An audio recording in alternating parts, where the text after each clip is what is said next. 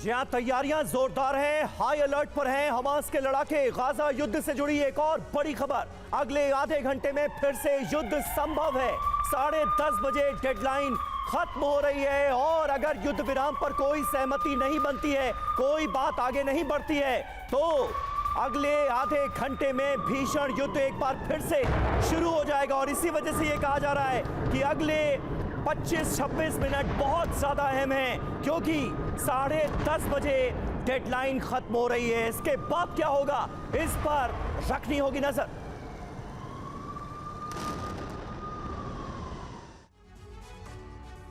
और एक और बड़ी खबर, इजराइल ने आर्मी को अलर्ट किया है। आर्मी के तीनों विंग्स को अलर्ट कर दिया है, क्योंकि युद्ध विराम की मियाद खत्म होने वाली अगले आधे घंटे से भी कम का वक्त रह गया। और आपको याद होगा, इजराइल के प्रधानमंत्री बेंजामिन नेतन्याहू ने एक बार फिर से अपना प्रण ये कल दोहराया कि जब तक हमास का खात्मा नहीं हो जाता, तब तक ये जंग थमने वाली नहीं है। और इस प्रण के बाद, इस बयान के बाद आज एक बार फिर से विध्वंसक युद्ध की शुरुआत बतलाई जा रही है, जो कि 10:30 के बाद देखने को मिलेगा।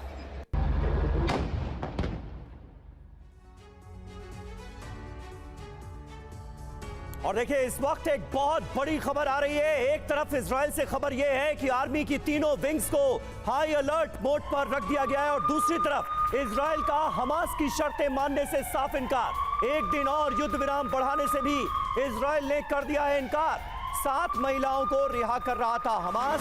इजराइल ने हमास का ये प्रस्ताव नहीं माना। ये इस वक्त की एक और बड़ी खबर, सबसे ताजा खबर जो सामने आ रही है, वो इन आशंकाओं को बढ़ाते हुए कि कुछ ही मिनटों बाद भीषण युद्ध फिर से शुरू हो सकता है।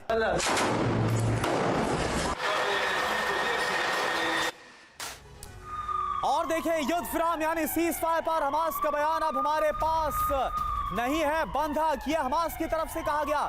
हमास के पास सिर्फ इजरायली सैनिक हैं। इजराइल ने हमास की बात नहीं मानी है। तो ये आपको बता दें, शुरुआत से ही ये कहा जा रहा था, दावा इस बात का था कि हमास के गिरफ्त में 240 से ज्यादा बंधक है, 90 से ज्यादा बंधक अभी तक के युद्ध विराम में हमास की तरफ से छोड़े गए। और अब हमास क्या बोल रहा है कि सिर्फ 7 महिला बंधक इस वक्त हमारे पास हैं, और इसके अलावा कोई बंधक हमारे पास नहीं है। जो है वो है इजरायली सैनिक।